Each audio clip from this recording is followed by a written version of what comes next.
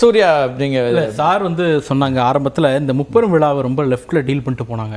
முப்பெரும் விழா வந்து நாங்கள் ஏதோ வந்து பாராட்டு கூட்டம் மட்டும் நடத்தல, கலைஞர் நூற்றாண்டு விழா மட்டும் நடத்தல, பொதுமக்களுக்கு வாக்களித்த மக்களுக்கு நன்றி அறிவிப்பு கூட்டம் நடத்துறோம். காசு இருந்தா நடத்திடலாம் அப்படிங்கிறது வந்து ஒரு கட்சி பெற்ற வெற்றியை தமிழ்நாட்டு மக்கள் கொடுத்த தீர்ப்பை அவமானப்படுத்துற மாதிரி.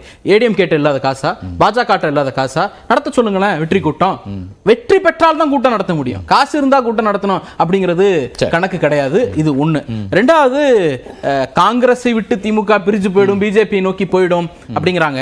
இது வந்து இன்னைக்கு சொல்லல அவங்க. இந்த கூட்டணி காங்கிரஸ் திமுக இன்னைக்கு இருக்கக்கூடிய இந்த இந்தியா அலையன்ஸ் விசிக இடதுசாரிகள் இந்த கூட்டணி 2017ஆம் ஆண்டு உருவான கூட்டணி. 2019க்கு 2 ஆண்டுகளுக்கு முன்பே தேர்தலுக்குன்னு அந்த காலகட்டத்தை நோக்கி அமைக்கப்பட்ட கூட்டணி இல்ல.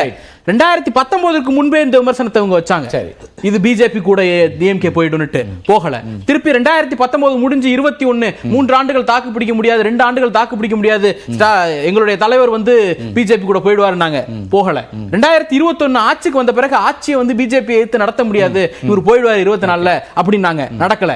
இன்னைக்கு திரும்பி அதே கதையை சொல்றாங்க. இதுவரைக்கும் இவர்கள் சொன்ன எல்லா ஆருடங்களும் பொய்த்து போயிருக்கு. அப்ப தெளிவா நாங்க இருக்கிறோம். எங்களுடைய இலக்கு என்பது தமிழ்நாட்டிற்கு விரோதமான இன்னைக்கு அப்படிங்கிறார். இன்னைக்கு பிஜேபிக்கு உங்கள் தேவை இருக்கிறது. அப்புறம் நீங்க ஏன் வந்து நடவடிக்கை உறுதியா எடுக்கலன்னு சில விஷயங்களை சொல்லிருக்காரு. இப்ப இந்த சிபிசிஐடி வழக்குல சம்மன் மேல சம்மன் கொடுக்குறாங்களே தவிர அடுத்த கட்டத்தை நோக்கி நகரவே மாட்டேங்கிறாங்க. அதுல ஒரு தயக்கம் இருக்குங்கிற. இல்ல, 2 விஷயம். ஒண்ணு, இந்த வழக்குகள்லாம் இருக்குல்ல, இவங்க சொல்லக்கூடிய அமைச்சர்கள் மீதான வழக்குகள் அப்படிலாம், எங்களுடைய அமைச்சர் செந்தில் பாலாஜி அவர்களை உள்ள வச்சுட்டு தான் தேர்தலே நடத்தணும். 1 ஆண்டு காலம் இன்னைக்கு ஆயிடுச்சு. நாங்க என்ன வெளில போயிட்டோமா? உள்ள போன பிறகு நாங்க என்ன கூட்டணிக்கு போயிட்டோமா? அமைச்சர்கள் மீதான வழக்கு என்ன இதுக்கு நேத்தி போட்ட வழக்கா? தேர்தலில் பிஜேபி ஜெயிச்ச பிறகு போட்ட வழக்கா? எவ்வளவு காலமா அந்த வழக்கு நடந்துட்டு இருக்கு. அப்ப இந்த வழக்குக்கெல்லாம் நாங்க போயிடுவோம் அப்படின்னா என்னைக்கே போயிருக்கணும்ல. அப்ப இந்த வழக்குகளை எல்லாம் மீறி தான் நாங்க வந்து இன்னைக்கு வந்து தனித்து நிற்கிறோம். வழக்குகளை வைத்து ஒரு கூட்டணியை வளைக்க முடியும்னா அவர் பாஜகவை கொச்சைப்படுத்துகிறார், பாஜகவினுடைய சர்வாதிகார போக்க அம்பலப்படுத்துகிறார். அதுக்கு முதல்ல நன்றி எனக்கு.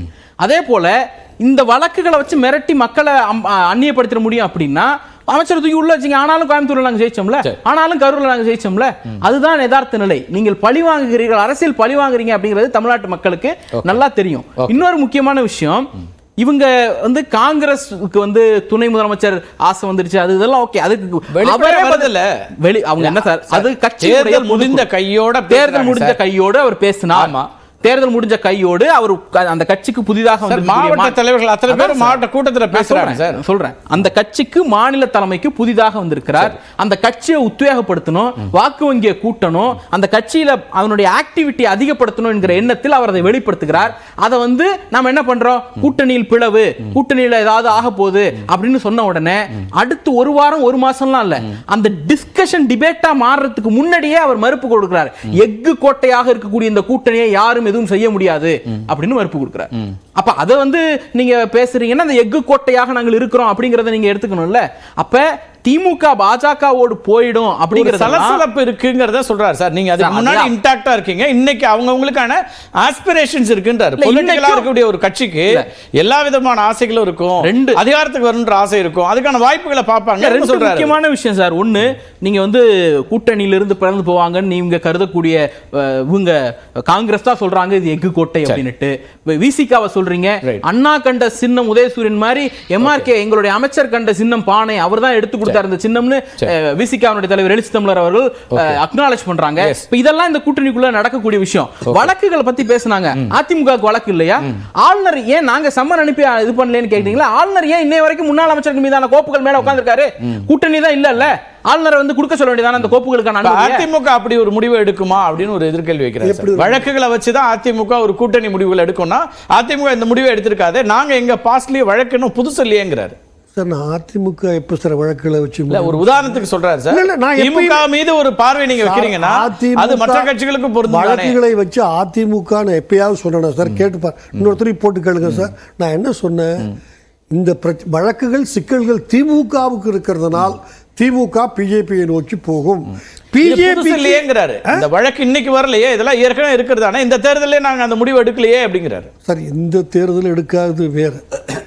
ஒரு கிட்டத்தட்ட பலமான கூட்டணிகளை வச்சுட்டீங்க.